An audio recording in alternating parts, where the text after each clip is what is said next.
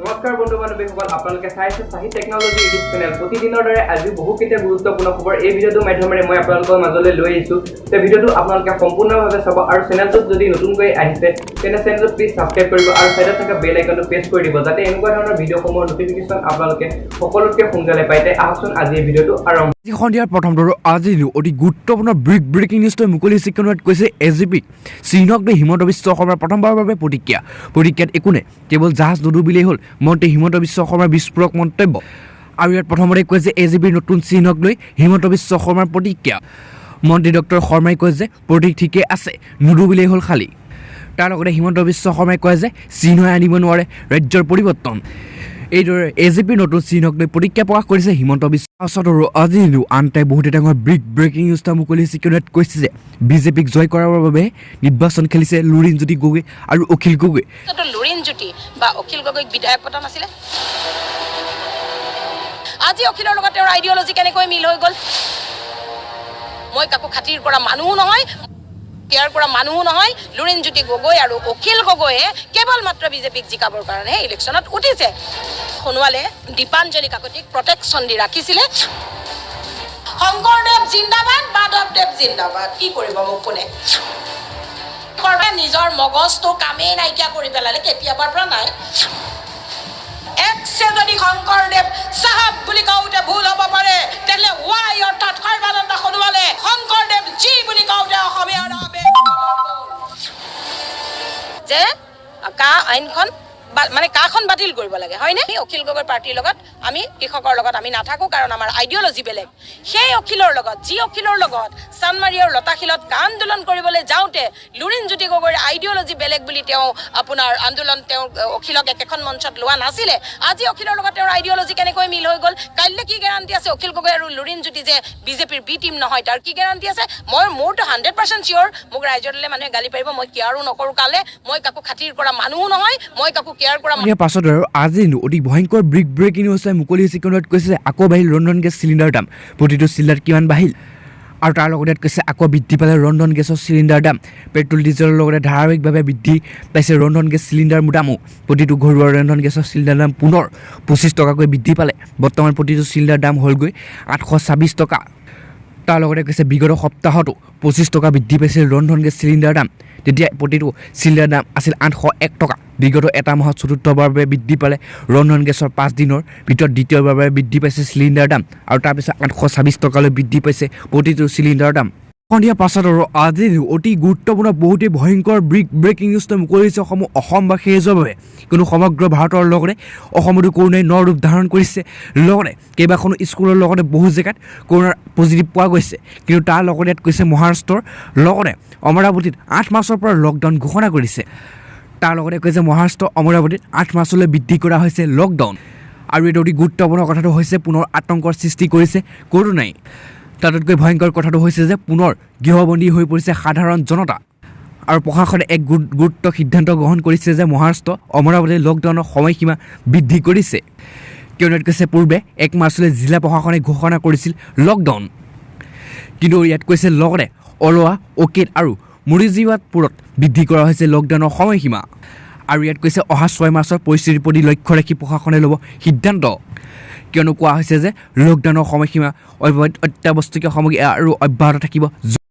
আজিৰ দিন অতি গুৰুত্বপূৰ্ণ বহুতে ভাল খবৰ এটা মুকলি হৈছে ৰাজ্যৰ সকলো কৰ্মচাৰীসকলৰ বাবে কিয়নো চৰকাৰে এক ডাঙৰ সিদ্ধান্ত গ্ৰহণ কৰিছে কৰ্মচাৰীসকলৰ বাবে আৰু ইয়াত লগতে কৈছে যে চৰকাৰে প্ৰদান কৰিলে কৰ্মচাৰী 5 মাহৰ দৰমহা বোনাছ আৰু তাৰ লগতে ইয়াত কৈছে যে বহু আৱশ্যকৰ অন্তত সহায় পালে চৰকাৰী আৰু বেচৰকাৰী চিকিৎসালয় কৰ্মৰত অনুষ্ঠান আয়ুষ্মান মিত্ৰসকলে অসম চৰকাৰে প্ৰদান কৰিলে 5 মাহৰ দৰমহা আৰু লগতে ইয়াত কৈছে যে উল্লেখযোগ্য যে বিগত 6 মাহে কৰ্মীসকলে বিনা বেতনে কামত নিয়োজিত হৈ আছিল কিন্তু ব্যক্তিগত চিকিৎসালয় কৰ্মৰত আয়ুষ্মান মিত্ৰতাসকলে 3 মাহৰ দৰমহা লাভ কৰিছিল আৰু তাৰ পাছত কৈছে উল্লেখযোগ্য যে বিহুৰ পূৰ্বেই কৰ্মচাৰীসকলক বেতন দিয়াৰ প্ৰতিশ্ৰুতি দিছিল অসম চৰকাৰে কিন্তু চৰকাৰে এই প্ৰতিশ্ৰুতি হাতত ৰাখি আজি 5 মাহৰ দৰমহা বোনাছ বৃদ্ধি কৰি দিলে কৰ্মচাৰী সকলোৱে পাছত আজি আন এটাই বহুতে ডাঙৰ ব্ৰেকিং নিউজ এটা মুকলি হৈছে যিটো খবৰ আপোনালোক সকলোৱে জনাটো অতিকৈ দৰকাৰী কিয়নো এদিনৰ শিশুৰ বাবে দিয়া হ'ব এতিয়া আধাৰ কাৰ্ড কেনেদৰে আবেদন কৰিব জানক পদ্ধতি তাৰ লগতে কৈছে যিকোনো কামৰ বাবে আধাৰ কাৰ্ড অতি গুৰুত্বপূৰ্ণ নথি বেংক একাউণ্ট খোলা স্কুল কলেজত নামভৰ্তিৰ পৰা আৰম্ভ কৰি গাড়ী ঘৰ কিনা সকলো আধাৰ কাৰ্ড বাধ্যতামূলক ইয়াৰ উপৰিও চৰকাৰৰ বিভিন্ন ধৰণৰ সুবিধা লাভ কৰিবলৈ প্ৰয়োজন হয় এই নথিখন কিন্তু একদিনৰ বয়সৰ শিশুকো এতিয়া বৰ্তমান আধাৰ কাৰ্ডত দিয়া হ'ব সম্প্ৰতি এই অনুমতি দিছে UIDAI বিশেষকৈ যিসকল নতুনকৈ পিতৃ মাতৃ হৈছে তেওঁলোকৰ শিশুৰ একদিনৰ ভিতৰত হ'লেও আধাৰ কাৰ্ড লাভৱান কৰিব পাৰিব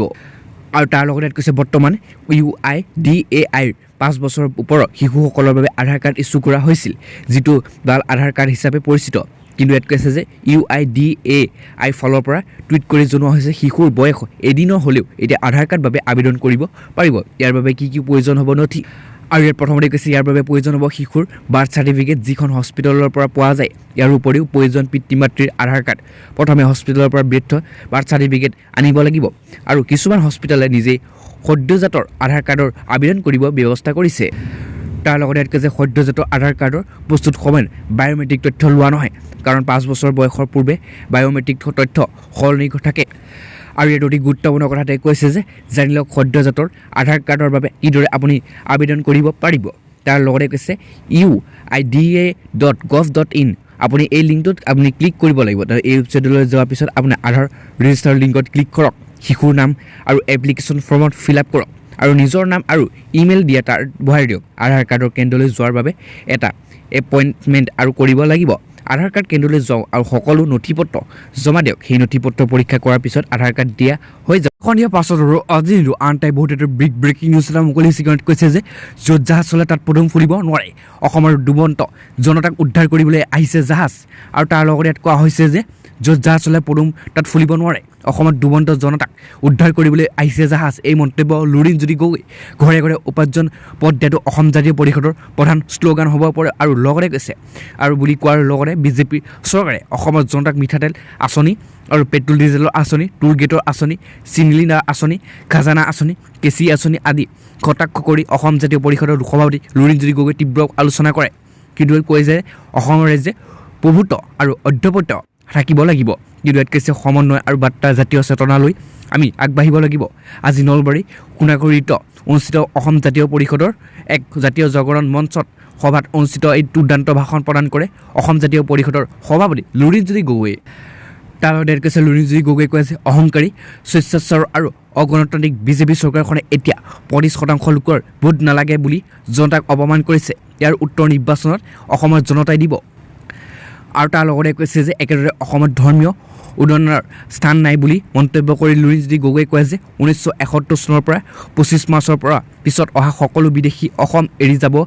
লাগিব বুলি মন্তব্য কৰে কিন্তু ইয়াত কৈছে অসমৰ কৃষকৰ উৎপাদন কৰা আলু 7 টকাত বিক্ৰী কৰিব লাগে আৰু উত্তৰ প্ৰদেশৰ কৃষকৰ আলু অসমৰ জনতাই 60 টকাত কিনিব লাগে হয় বুলি খুব প্ৰকাশ কৰিছে লুৰিণজ্যোতি গগৈ পাছত আজি আনতে বহুত ডাঙৰ ব্ৰেকিং নিউজ এটা মুকলি হৈছে কিন্তু বৰ্তমান যুগত এটা জৰুৰী বস্তু হৈছে আপোনালোকৰ ঘৰত গাখীৰ আৰু মিঠাতেল কিন্তু ইয়াত কৈছে প্ৰতি লিটাৰ গাখীৰৰ মূল্য 100 টকালৈ বৃদ্ধি মিঠাতেলৰ মূল্য 196 টকালৈ বৃদ্ধি